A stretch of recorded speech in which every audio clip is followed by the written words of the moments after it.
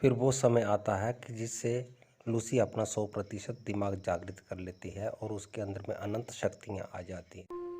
हमारे सभी संत महापुरुषों ने कहा है कि जीव आत्मा 84 लाख योनियों का भ्रमण करती है। जीव आत्मा 84 लाख योनियों को भोगने के उपरांत, 84 लाख देहों को भोगने के उपरांत उसको मानव देह की प्राप्ति होती है। और यह मानव देही अनमोल है, इसका एक एक अंग अनमोल है, इसलिए इसको टॉप ऑफ द क्रिएशन कहा गया। इसके तुल्य कोई और देही ही नहीं कहेगी कि मानव देही पे आपने बहुत बार विचार सुने हैं, इसलिए ज्यादा नहीं उसको खींचेंगे। तो जहां पर मानव देही अनमोल है, इसका एक एक अंग जो है अनमोल है, वहीं पे ईश्वर ने, परमात्मा ने मनुष्य को दिया है एक हृदय और दूसरा दिया है बुद्धि। इस मनुष्य के जीवन के अंदर में, इस मनुष्य देही के अंदर में हृदय और बुद्धि की बहुत बड़ी भूमिका है। हृदय के अंदर में है प्रीत, हृदय के अंदर में है प्यार, प्रेम। बुद्धि के अंदर में है ज्ञान, अनुभव, समझ। बुद्धि एक टॉर्च की तरह है। जैसे आप देखें, रात्रि के समय में आपके हाथ में टॉर्च है, आप जिस दिशा की ओर टॉर्च जलाते हैं, हेलो, रात्रि के समय में आपके हाथ में टॉर्च है, आप जिस दिशा की ओर टॉर्च का मुख करते हैं उसी दिशा में प्रकाश जाता है और उसी दिशा की आपको वस्तुओं का ज्ञान होता है, वस्तुएं दिखाई देती हैं। जबकि आपके आसपास में हर स्थान में ऊपर नीचे दाएं बाएं हर जगह में वस्तुएं हैं, परंतु सारी की सारी वस्तुएं दिखाई नहीं देती। जिस दिशा की ओर आप प्रकाश करते हैं, टॉर्च का मुख करते हैं, उसी दिशा की वस्तुएं दिखाई देती हैं। अगर आपने टॉर्च का मुख दाएं दिशा की ओर किया तो दाएं दिशा की ही आपकी जो है वस्तुएं दिखाई देंगी और अन्य किसी भी दिशा की नहीं दिखेंगी। अगर बाईं तरफ किया तो बाईं की। कहते हैं कि इसी प्रकार से, हमारे महापुरुषों ने कहा कि इसी प्रकार से मनुष्य की बुद्धि है। बुद्धि में समझ है, बुद्धि में ज्ञान है, बुद्धि में अनुभव है। इसी प्रकार से मनुष्य की बुद्धि है, इसी प्रकार से मनुष्य की बुद्धि है। बुद्धि एक समझ है। ये बुद्धि रूपी टॉर्च, ये बुद्धि रूपी बैटरी जिस दिशा की ओर होती है, हमें उसी का ज्ञान होता है, हमें वही दिखाई देता है, अन्य कुछ भी दिखाई नहीं देता है। हमारे मस्तिष्क में वैसे ही विचार चलते हैं, फिर वैसे ही सोच चलती है। हम जिसका चिंतन करते हैं, चिंतन बुद्धि के द्वारा होता है। तो हमारी बुद्धि रूपी समझ की जिस दिशा की ओर दिशा होती है, हमें उसी वस्तु का ज्ञान होता है, उसी वस्तु की हमें समझ आती है, अन्य वस्तु की हमें समझ नहीं आती। विचार थोड़े गहरे हैं, थोड़े ध्यान से सुनिए। बुद्धि जब तक मोहर नहीं लगा देती है किसी भी वस्तु पे, व्यक्ति पे, पदार्थ पे, तब तक हृदय वहां पे जुड़ता नहीं है। बुद्धि का काम है समझना और हृदय का काम है संबंधों से जुड़ना। बुद्धि संबंधों को समझती है और हृदय उन संबंधों से जुड़ता है। जब तक हृदय संबंध से नहीं जुड़ता है, तब तक प्रीत स्थिर नहीं होती है, प्रेम स्थिर नहीं होता है। बुद्धि पहले समझती है। मान लीजिए एक युवा लड़का है, एक युवती है, उस युवती के हम विवाह करना चाहते हैं, शादी करना चाहते हैं। हम लड़के के घर परिवार में गए लड़के को देखने के लिए। वहां पे हमने लड़के को देखा, अभी हमने देखा है परंतु उनसे संबंध नहीं जोड़ा है। जब हम देखते हैं तो उसको अच्छी तरह से बुद्धि से परखते हैं, अच्छी तरह से उसकी परख करते हैं, समझते हैं कि लड़के की बोलचाल कैसी है, लड़के का चाल चलन कैसा है, लड़का कामकाज क्या करता है, इसके हाव भाव कैसे हैं, शकल सूरत कैसी है। ये सब हम समझते हैं किसके स्तर पे, केवल बुद्धि के स्तर पे। और जिस समय बुद्धि स्वीकृति दे देती है, बुद्धि कह देती है कि हाँ ये लड़का ठीक है, उसके बाद में विवाह होता है, उसके बाद में संबंध जुड़ते हैं, फिर प्रेम होता है। इसलिए बुद्धि का काम है समझना, बुद्धि समझने का काम करती है, और जिसको समझ लेती है उसी से हमारा हृदय जुड़ता है, उसी से हमारी प्रीत जुड़ती है। हृदय में प्रीत है, प्रीत से संबंध जुड़ते हैं, बुद्धि में समझ है, इसलिए बुद्धि से हम सभी समझते हैं। अगर बुद्धि समझने में गलती कर देती है, अगर बुद्धि ने समझने में कोई गलती कर दी, तो फिर ये याद रखना कि हमारी प्रीत, हमारा हृदय भी उसी गलत जगह पे जाकर के जुड़ जाता है। अगर बुद्धि ने गलत जगह पे समझ करके गलत निर्णय दे दिया, तो हृदय भी वहीं पे जुड़ गया, हृदय भी वहीं पे ठहर गया, प्रीत भी वहीं पे ठहर गई, प्रीत आगे नहीं बढ़ सकती है। क्योंकि बुद्धि हर एक व्यक्ति के अंदर में है, हर एक व्यक्ति समझने की कोशिश करता है, चाहे वो कोई सा भी जीव जंतु क्यों नहीं है। परमात्मा ने बुद्धि सबको दी हुई है केवल समझने के लिए, चाहे वो पशु हैं, पक्षी हैं, बुद्धि उनको भी है, बुद्धि मनुष्य को भी है। परंतु यदि बुद्धि ने कोई गलत निर्णय ले लिया, किसी वस्तु को सही से नहीं समझ पाई और वहीं पे अपनी मोहर लगा दी, तो हमारे हृदय की प्रीत भी वहीं पे जुड़ जाती है, हमारे हृदय की प्रीत भी वहीं पे ठहर जाती है, फिर हम आगे नहीं बढ़ पाते। क्योंकि बुद्धि ब्रेक भी लगा देती है। जैसे एक व्यक्ति बिजनेस करता है तो उसका सारे का सारा ध्यान बिजनेस में रहता है, व्यापार में रहता है। अब यदि उसकी बुद्धि बिजनेस में, व्यापार पे रुक गई है, तो वो कभी भी भक्ति की ओर नहीं बढ़ेगा।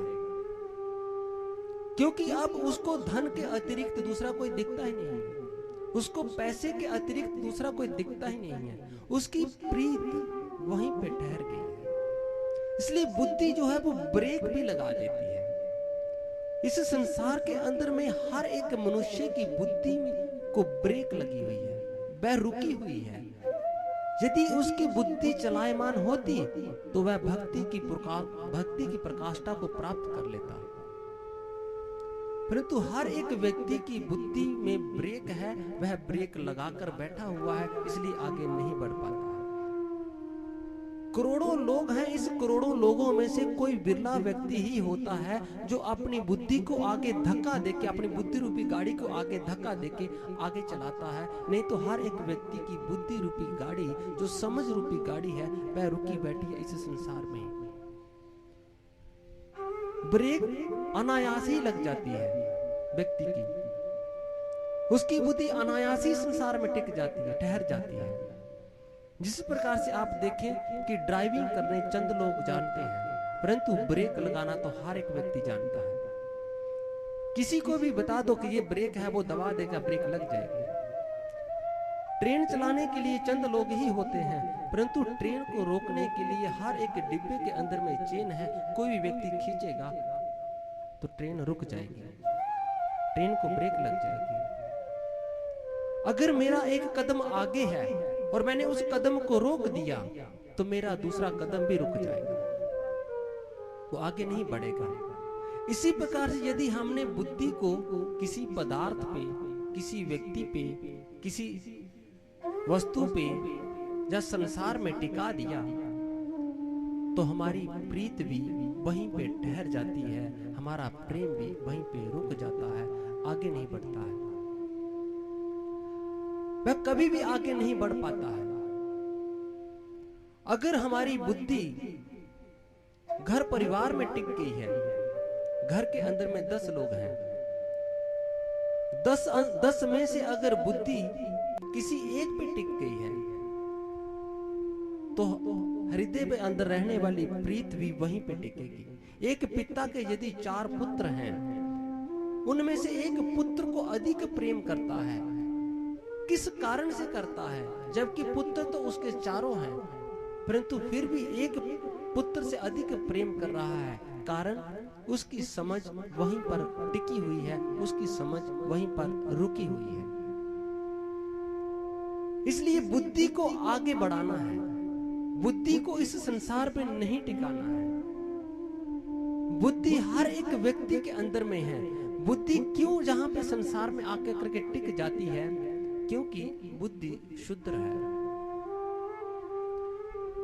बुद्धि में चलने वाले विचार शुद्ध होते हैं।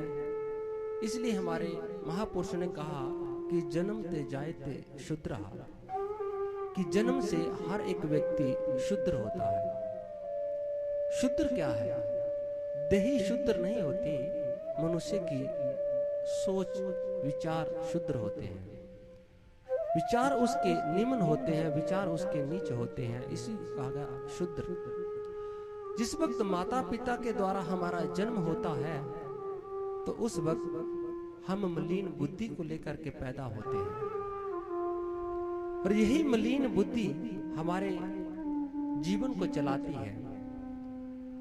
और जिस वक्त गुरु जीवन में हमारे आते हैं, जब गुरु जीवन में आते हैं, सतगुरु, एक सच्चा सतगुरु, तो जैसे हमारे मस्तिष्क पे हाथ रखते हैं, उसी समय हमारी मलिन बुद्धि का दाह संस्कार हो जाता है और हमारे सर में विवेक की स्थापना होती है।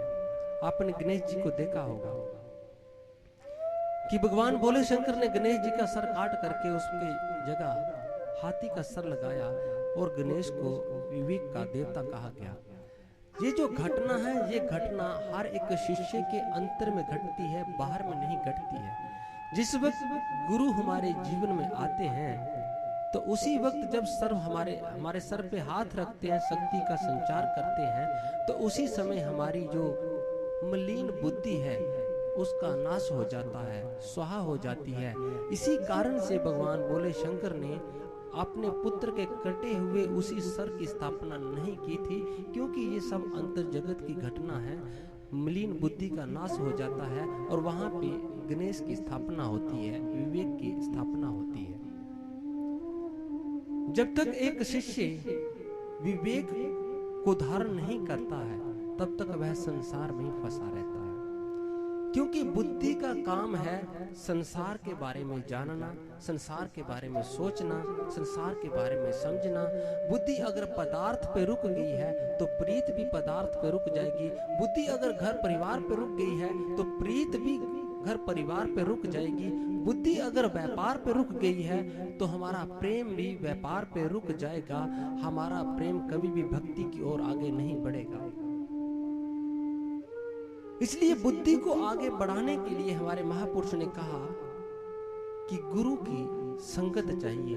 हमारी बुद्धि आगे को बढ़े, हमारी बुद्धि विवेक की ओर बढ़े, उसके लिए हमें सत्संग की आवश्यकता है, सेवा की आवश्यकता है, गुरु दर्शन की आवश्यकता है, साधना की आवश्यकता है। जिस सत्संग, ये भक्ति मार्ग केवल इसीलिए है कि हमारी बुद्धि आगे बढ़े, क्योंकि यदि बुद्धि संसार में रुक गई तो हमारी प्रीत भी निश्चय ही संसार में ही रुक जाएगी।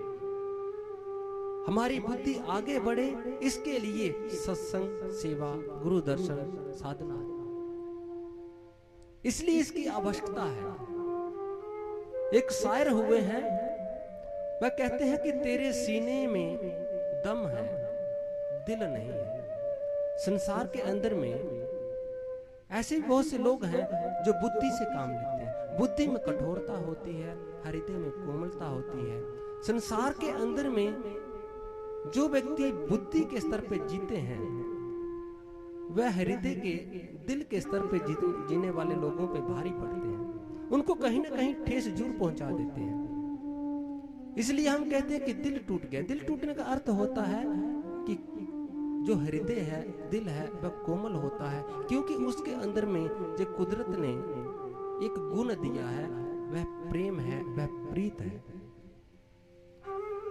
डॉक्टर इकबाल कहते हैं कि तेरे सीने में दम है, दिल नहीं है। दम मगर जे तेरा महफिल नहीं है, निकल जा अकल से आगे कि जे चरागे रहा है, मंजिल नहीं है।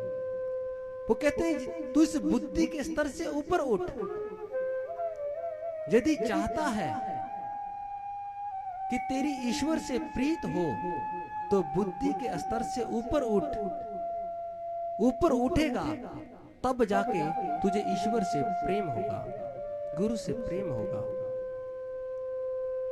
तो बुद्धि, ये निश्चित है कि जिस समय हम लोगों को ज्ञान मिला, दीक्षा मिली, तो उस समय गुरुदेव ने जैसे हमारे सर पे हाथ रखा, उसी समय हमारी मलिन बुद्धि का अंतिम संस्कार हो गया। परंतु जो बुद्धि है, हमारा जो विवेक है, विवेक अभी बीज रूप में है।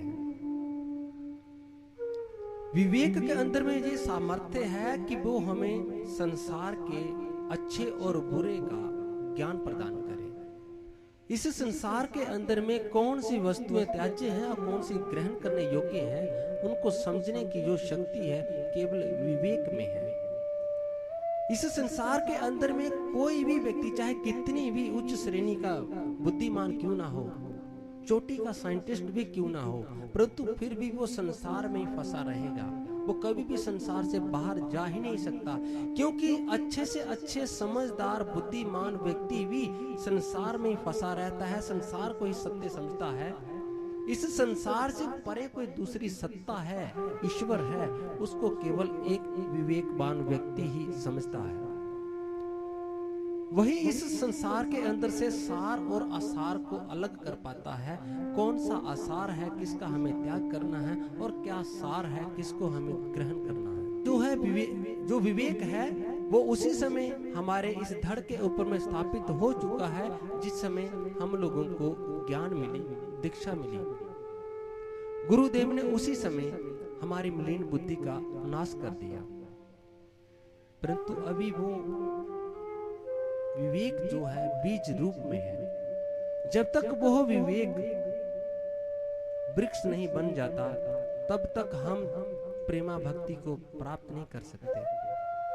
विवेक की 7 अवस्थाएं कही गई हैं। हर एक व्यक्ति के अंदर में बुद्धि है। यदि हम संसारिक स्तर पे भी देखें, हर एक व्यक्ति के अंदर में बुद्धि है, परंतु किसी के अंदर में बुद्धि का विकास कम है, किसी के अंदर में अधिक है। जिस व्यक्ति के अंदर में बुद्धि का विकास नहीं हो पाता है, उसको हम कहते हैं यह मंद बुद्धि है। और जिस व्यक्ति के अंदर में बुद्धि का विकास अधिक हो जाता है, उसको हम कहते हैं मेधावी बुद्धि है, बहुत तेज बुद्धि का व्यक्ति है, उसको हम मेधावी बुद्धि के नाम से पुकारते हैं। क्यों? क्योंकि एक व्यक्ति की बुद्धि का विकास हो गया और एक व्यक्ति की बुद्धि का विकास नहीं हो पाया। संसार में ऐसे बहुत से व्यक्ति मिल जाते हैं। बुद्धि का विकास जिस प्रकार से संसार के अंदर में अत्यंत आवश्यक है, इसी प्रकार से भक्ति के मार्ग में विवेक का विकास भी अत्यधिक आवश्यक है। बहुत आवश्यकता है उसकी, यदि इस मार्ग में चलना चाहते हैं तो। विवेक बिना साधना के प्राप्त नहीं होता, क्योंकि विवेक प्राप्त करने के लिए, विवेक को जागृत करने के लिए हमें साधना करनी ही पड़ेगी। इसलिए महाराज जी ने हर एक शिष्य को ज्ञान देते समय साधना के लिए जरूर कहा कि साधना जरूर करना। यदि वह साधना नहीं करेगा तो उसके मस्तिष्क का विकास कभी नहीं हो सकता, कभी नहीं हो सकता। हम सोचे कि सेवा कर लेने मात्र से हमारे अंदर में हमारे विवेक का विकास हो जाएगा, तो कदापि नहीं। हम सोचे सत्संग सुन लेने से हमारे विवेक का विकास हो जाएगा, तो नहीं होगा। हम सोचे बड़े बड़े उपदेश दे लेने से हमारे विवेक का विकास होगा, तो नहीं होगा। हम कितना भी सत्संग सुन लें, कितनी भी सेवा कर लें, कितना भी प्रचार क्यों न कर लें, कितने भी गुरु दर्शन क्यों न कर लें, परंतु कभी भी हमारे विवेक का विकास नहीं हो सकता, हमारा विवेक आगे नहीं बढ़ सकता। विवेक हमें बीज रूप में प्राप्त हो चुका है, बस उसका विकास करना है। जब तक हम साधना नहीं करेंगे तब तक कभी भी हमारा विवेक विकसित नहीं हो सकता। इसलिए साधना की हर एक व्यक्ति को आवश्यकता है, हर एक शिष्य को आवश्यकता है। साइंस के स्तर पे यदि हम इसको देखें तो साइंस कहती है कि हमारी बुद्धि का कितने प्रतिशत भाग जो है एक्टिवेट है, क्रियाशील है। जब न्यूटन के बारे में पता किया गया तो न्यूटन के बारे में कहा जाता है कि उसका 8% जो बुद्धि थी वह सक्रिय थी, और आइंस्टाइन की बुद्धि 13% सक्रिय थी। जबकि इसी के बारे में जब गुरुदेव आशुतोष महाराज से पूछा कि महाराज जी क्या आइंस्टाइन की बुद्धि 13% विकसित थी क्या, और न्यूटन की 8%, महाराज ने कहा नहीं।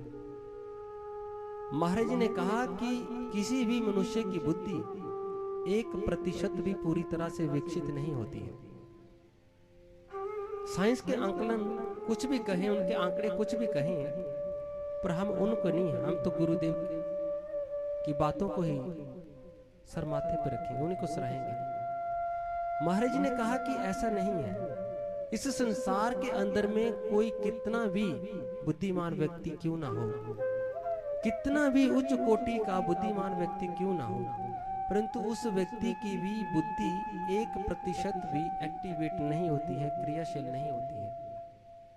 महाराज जी ने बताया कि 0.99% ही जो है हर एक बुद्धि की विकसित होती है, अर्थात 1% का भी 99वां हिस्सा, 100% का 99वां हिस्सा नहीं, 1% का जो 99वां भाग है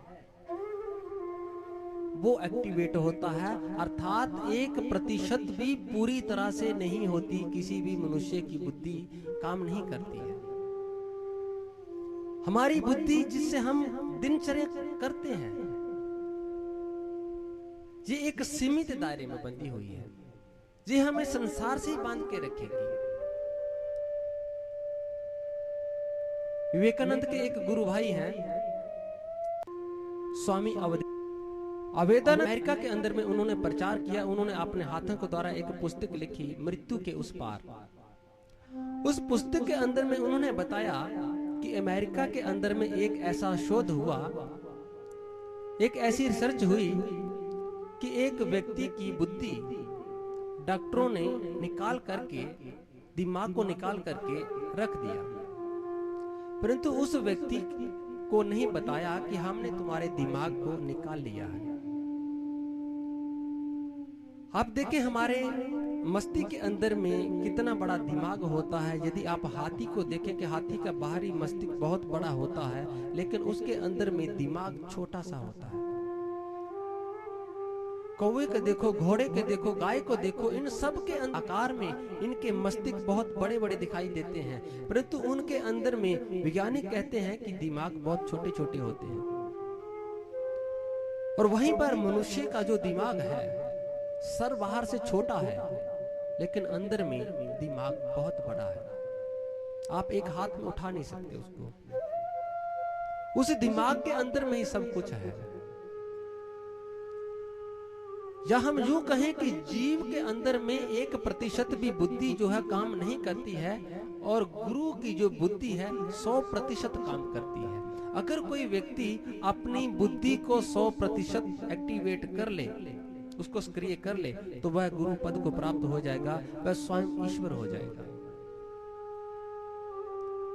हमारी बुद्धि 1% भी काम नहीं करती है पूरी तरह से, और अगर मान लीजिए 1% काम करती है और 99% जो निष्क्रिय पड़ी है, अचेत पड़ी है, तो उसको एक्टिवेट किया जाता है। अवेदानंद ने कहा कि जिस समय उस व्यक्ति को के ऊपर में शोध किया डॉक्टरों ने, कि उसके मस्तिष्क का वो भाग छोड़ दिया जिस मस्तिष्क के भाग के द्वारा उसका जीवनचर्या चल रही थी, उसकी दिनचर्या चल रही थी, उस भाग को छोड़ करके उन्होंने सारे का सारा जो दिमाग है वो निकाल लिया, और उस व्यक्ति को बताया तक नहीं, और उस व्यक्ति के ऊपर में निगरानी बनाए रखी, नजर बनाए रखी कि आखिर इसके जीवन के अंदर में कोई परिवर्तन होता है। डॉक्टर लोग ऐसे किया करते हैं शोध करने के लिए।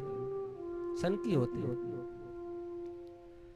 अब उन्होंने पाया कि वो वह व्यक्ति 50 साल 60 साल तक वह जिया, लेकिन उसकी दिनचर्या के अंदर में, उसकी जीवनचर्या के अंदर में कोई भी परिवर्तन नहीं।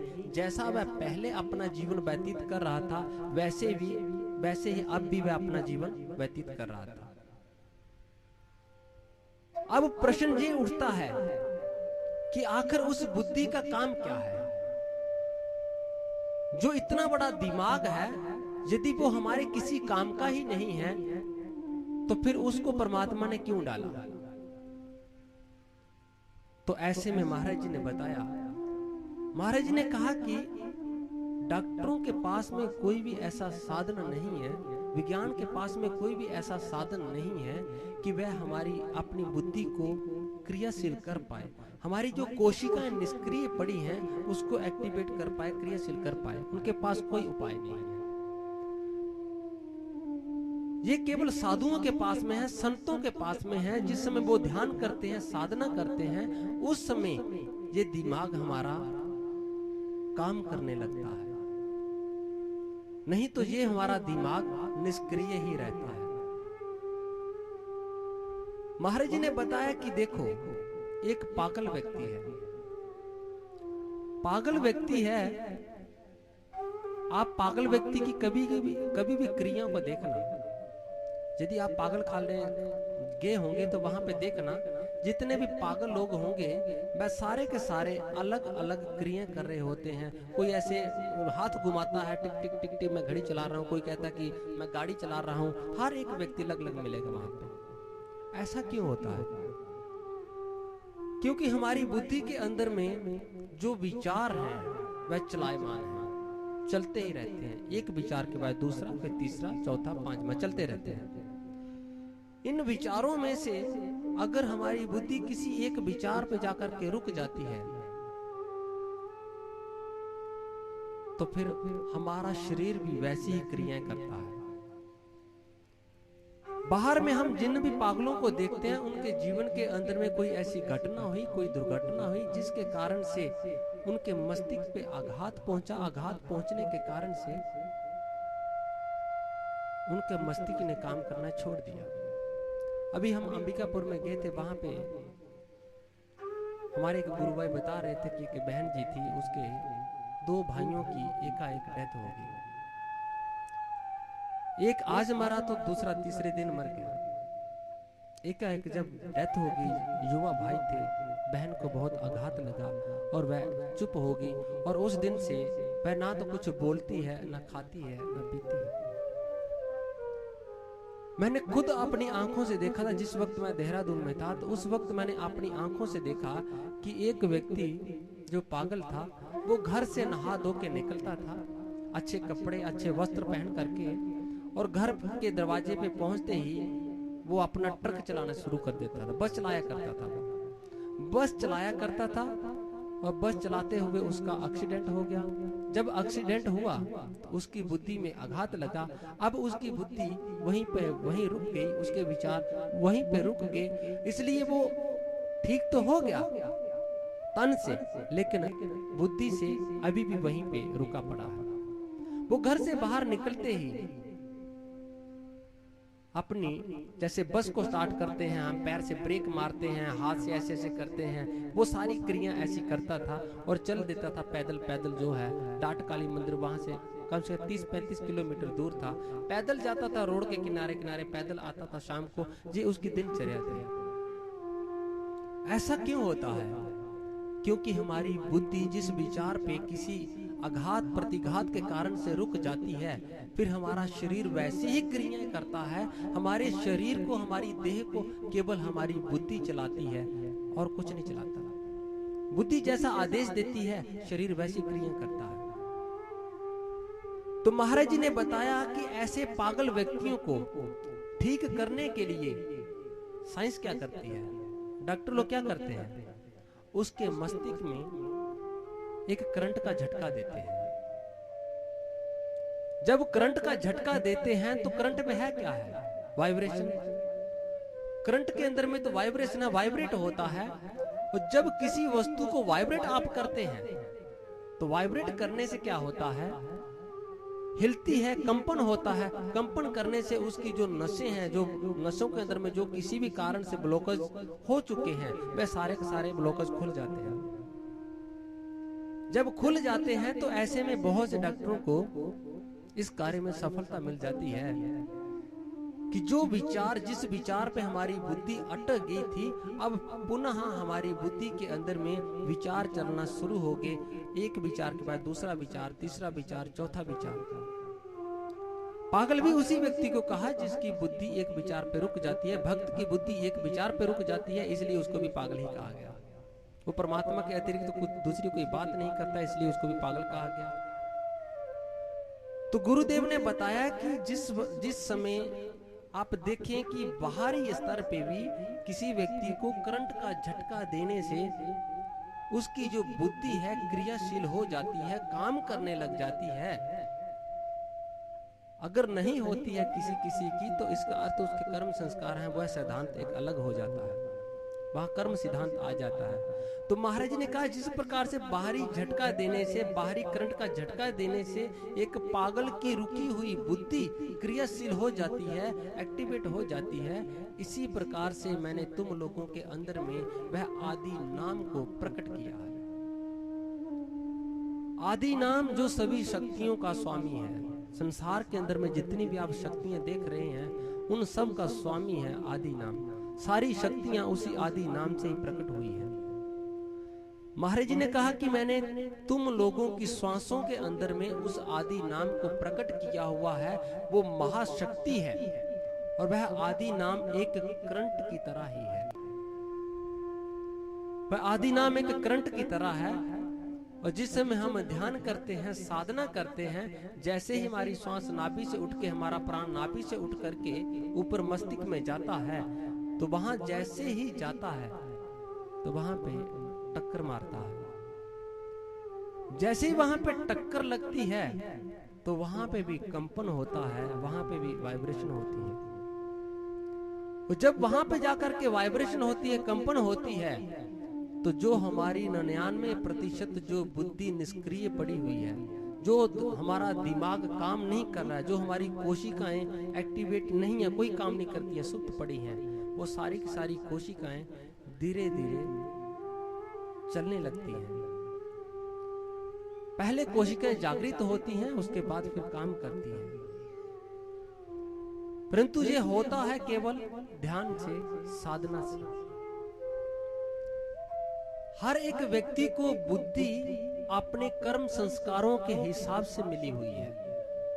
इसलिए संसार के अंदर में हम देखें किसी व्यक्ति की बुद्धि बहुत तीव्र है और किसी व्यक्ति की बुद्धि बहुत कमजोर है। सबकी एक समान क्यों नहीं है? कोई विद्यार्थी पढ़ने में बहुत तेज होता है और किसी को कितनी भी बार क्यों ना पढ़ाओ लेकिन उसकी समझ में नहीं आती। ऐसा क्यों होता है? क्योंकि हर एक व्यक्ति अपने अपने कर्म संस्कारों के हिसाब से बुद्धि लेकर के आया है, दिमाग लेकर के आया है, सोच लेकर के आया है। इसलिए हर एक व्यक्ति की बुद्धि अलग अलग है। परंतु जिस समय एक शिष्य को ज्ञान मिलता है, जब शिष्य एक गुरु के द्वारा दीक्षित होता है, तो उस समय जो शिष्य साधना करता है, ध्यान करता है, वह अपनी बुद्धि का विकास कर सकता है। बाहरी स्तर पे कोई भी व्यक्ति अपनी बुद्धि का विकास नहीं कर सकता है। हाँ, बुद्धि को परिवर्तित जरूर कर सकता है, बुद्धि को समझ के आगे जरूर धक्का दे सकता है। क्योंकि यदि बुद्धि किसी पदार्थ पे, वस्तु पे रुक जाती है तो हमारी प्रीत भी वहीं पे रुक जाएगी। और प्रीत का ऐसा कि एक बार प्रीत, हमारा प्रेम जहां पे रुक जाता है तो फिर बुद्धि के अंदर में वही विचार चलते हैं, उसके अतिरिक्त और कोई विचार नहीं चलता। जैसे मजनू की प्रीत लैला के साथ में जुड़ी हुई थी, तो मजनू के मस्तिष्क के अंदर में लैला के अतिरिक्त दूसरा कोई विचार ही नहीं आता था। ये दोनों एक दूसरे के पूरक हैं। अगर बुद्धि कहीं पे किसी को समझ करके रुक गई तो प्रीत भी वहीं रुक जाएगी, और यदि प्रीत रुक जाती है तो फिर आगे नहीं हम बढ़ पाते। हम आगे कभी बढ़ ही नहीं पाते। इसलिए संसार में जो हमें बुद्धि मिली है, परमात्मा ने जो हमें कर्म संस्कारों के साथ में, हमारे भाग्य के साथ में जो बुद्धि दी है, उसका कभी भी विकास नहीं हो सकता है, क्योंकि वो कर्मों के साथ में है। लेकिन गुरुदेव ने जो हमें विवेक दिया है, ये विवेक बढ़ाया जा सकता है, इसका विकास किया जा सकता है। इसके लिए हम जितना ध्यान करेंगे, जितनी साधना करेंगे, जैसे जैसे हम ध्यान करते जाते हैं, जैसे जैसे हम साधना करते जाते हैं, वैसे वैसे हमारा जो 99% जो मस्तिष्क निष्क्रिय पड़ा है, वह धीरे धीरे धीरे धीरे विकसित होने लगता है, उसका विकास होने लगता है। और जब विकास होता जाता है तो हमारे अंदर में जो आसुरी वृत्तियां हैं उनका नाश होने लगता है और हमारे अंदर में दैवी वृत्तियों का जन्म होने लगता है। हमारी जो आसुरी प्रवृत्ति है, राक्षसी जो स्वभाव है, वह खत्म होने लगता है। हमारे अंदर में देवताओं वाला स्वभाव आने लगता है। हमारे अंदर में प्रेम जागने लगता है। लड़ाई झगड़ा किन में होता है? लड़ाई झगड़ा दंगे फसाद केवल असुरों में होते हैं। राक्षसों के अंदर में आप देखें, इतिहास के अंदर में राक्षस आपस में लड़ते हैं, लेकिन कभी भी देवता लोग आपस में नहीं लड़ते। क्यों नहीं लड़ते हैं? क्योंकि देवताओं के अंदर में विवेक है, उनके अंदर में बुद्धि का विकास है। इसी प्रकार से जब तक हमारी बुद्धि के अंदर में विवेक जागृत नहीं होता, हमारी बुद्धि का विकास नहीं होता, तब तक हमारे अंदर में कभी भी दैविक गुण नहीं आ सकते। बुद्धि के 3 स्तर कहे गए हैं। माता पिता के द्वारा जो जन्म के समय हमें प्राप्त हुई, वह बुद्धि मलिन बुद्धि। जब गुरु हमें ज्ञान देते हैं, दीक्षा देते हैं, वह विवेक बुद्धि। और जिस बुद्धि के द्वारा ईश्वरीय सत्ता को हम धारण कर सकते हैं, वह प्रज्ञा बुद्धि। प्रज्ञा बुद्धि बहुत उच्च स्तर है, वह उसका बहुत ऊंचे का स्थान है। और उसी प्रज्ञा बुद्धि के अंदर में ही जो क्षमता है कि वह ईश्वरीय सत्ता को धारण कर पाए। जिस प्रकार से शेरनी के दूध को केवल सोने के पात्र में ही ठहराया जा सकता है, टिकाया जा सकता है, उसी प्रकार से ईश्वरीय सत्ता को केवल प्रज्ञा बुद्धि रूपी पात्र के अंदर में ही धारण किया जा सकता है। हम लोग संसार को अधिक महत्व देते हैं, इसीलिए क्योंकि हमारी समझ वहीं पे रुकी हुई है, हमारी बुद्धि वहीं पे रुकी हुई है, इसलिए हमारी प्रीत भी पदार्थों पे रुक गई है। यदि हम अपनी सोच को, अपनी बुद्धि को आगे बढ़ाएं, जैसे आपने देखा कि स्वामी विवेकानंद ने, इतिहास में सुना होगा कि स्वामी विवेकानंद ने 50 गुरु बदले। यहाँ तो एक ही गुरु के जंगल में लोग फंस जाते हैं, लेकिन उसने 50 गुरु बदले, क्योंकि वह बुद्धि से परखता रहा। उसने कभी भी अपनी बुद्धि को एक गुरु पे जाकर के ब्रेक नहीं लगाई, वह खोजी था, आगे बढ़ता गया, आगे बढ़ता गया, आगे बढ़ता गया। इसी प्रकार से एक व्यक्ति जो आगे अपनी बुद्धि को धक्का देता रहता है, वही अंत में जाकर के प्रेमा भक्ति को भी प्राप्त करता है। ये शिष्य के साथ में घटना घटती है, संसार के लोगों के साथ में नहीं घटना घटती, जिनके पास में ये दिव्य ज्ञान नहीं है, जिनके पास में ब्रह्म ज्ञान नहीं है। यदि हम चाहते हैं कि हमारी बुद्धि, हमारी भक्ति वह प्रीत की अवस्था को प्राप्त करे, प्रेमा अवस्था को प्राप्त करे, तो हमें अपने विवेक का विकास करना होगा। यह निश्चित है, मैंने पहले भी स्पष्ट कर दिया कि जिस समय गुरु ने हमारे सर पे हाथ रखा, हमारे अंदर में मलिन बुद्धि का नाश हो चुका है। जो गणेश की आप बाहर घटना देखते हो, वो सब कुछ हमारे अंतर में होता है, सब कुछ अंतर में होता है, बाहर में कुछ नहीं होता। तो जिस समय गुरु सर पे हाथ रखते हैं, उस समय मलिन बुद्धि का तो नाश हो जाता है, विवेक की स्थापना हो जाती है। लेकिन अभी विवेक जो है वह बीज रूप में पड़ा है, उसको विकसित करना पड़ेगा। जब विवेक हमारा विकसित होगा, तभी हम संसार को सही से समझ पाएंगे, तभी हमारी प्रीत गुरु से जुड़ पाएगी। खुदा से मेरी मुश्किलें बड़ी, ये मुश्किलों से कह दो। इसलिए साधना